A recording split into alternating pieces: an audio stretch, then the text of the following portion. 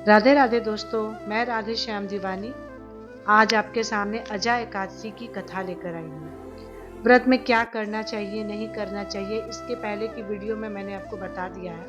आज हम कथा का श्रवण करेंगे जिसको सुनने मात्र से सारे कष्ट दूर होते हैं। अजा एकादशी बहुत ही पुण्यदायी एकादशी है, इसको ऐसे ही ना जाने दें।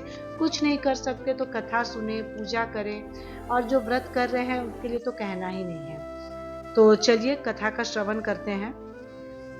पूर्व काल की बात है, जब युधिष्ठिर जी ने श्री कृष्ण से पूछा, हे जनार्दन, अब मैं यह सुनना चाहता हूँ कि भाद्रपद मास के कृष्ण पक्ष में कौन सी एकादशी होती है, कृपया बताइए।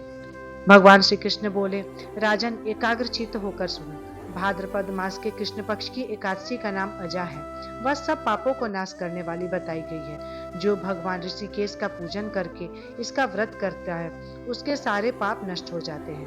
पूर्व काल में हरिश्चंद्र नामक एक विख्यात चक्रवर्ती राजा थे, जो समस्त भूमंडल के स्वामी और सत्य प्रतिज्ञ थे। एक समय किसी कर्म का फल भोग कर प्राप्त होने पर उन्हें राज्य से भ्रष्ट होना पड़ा। राजा ने अपनी पत्नी और पुत्र को बेचा, फिर अपने को भी बेच दिया।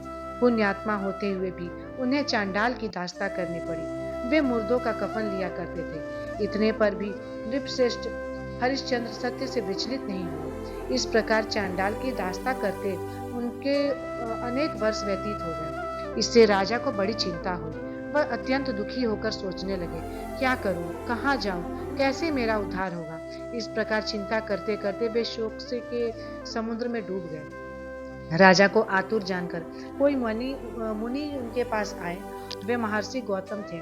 श्रेष्ठ ब्राह्मण को आया देखकर नृपश्रेष्ठ ने उनके चरणों में प्रणाम किया और दोनों हाथ जोड़ गौतम के सामने खड़े होकर अपना सारा दुखमय समाचार कह सुनाया। राजा की बात सुनकर गौतम ने कहा, राजन, भादो के कृष्ण पक्ष में अत्यंत कल्याणमयी अजा नामक एकादशी आ रही है, जो पुण्य प्रदान करने वाली है। इसका व्रत करो, इससे पाप का अंत होगा। तुम्हारे भाग्य से आज के 7वें दिन एकादशी है। उस दिन उपवास करके रात में जागरण करना। ऐसा कहकर महर्षि गौतम अंतर्धान हो गए। मुनि की बात सुनकर राजा हरिश्चंद्र ने उस उत्तम व्रत का अनुष्ठान किया। उस व्रत के प्रभाव से राजा सारे दुखों से पार हो गया। उन्हें पत्नी का सानिध्य और पुत्र का जीवन मिल गया।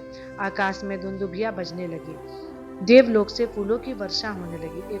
एकादशी के प्रभाव से राजा ने अकंटक राज्य प्राप्त किया और अंत में वे पुरजन तथा परिजनों के साथ स्वर्ग लोक को प्राप्त हुए। राजा युधिष्ठिर, जो मनुष्य ऐसा व्रत करते हैं वे सब पापों से मुक्त हो स्वर्ग लोक को जाते हैं। इसके पढ़ने और सुनने से अश्वमेध यज्ञ का फल प्राप्त होता है। इति एकादशी व्रत संपूर्ण। देखा मित्रों आप सबने, राजा हरिश्चंद्र चक्रवर्ती सम्राट अपने कर्मों को भोगने के लिए कभी अपने सत्य का रास्ता नहीं छोड़ा, फिर भी उन्हें कितने कष्ट उठाने पड़े ये सब हम जानते हैं। मगर एक एकादशी के प्रभाव से उनके सारे कष्ट दूर हुए। जब उनके कष्टों को ठाकुर जी दूर कर सकते तो हमारे क्यों नहीं करेंगे।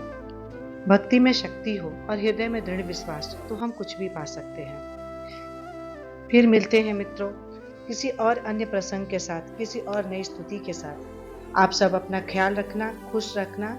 एकादशी की ढेर सारी शुभकामनाएं। राधे राधे।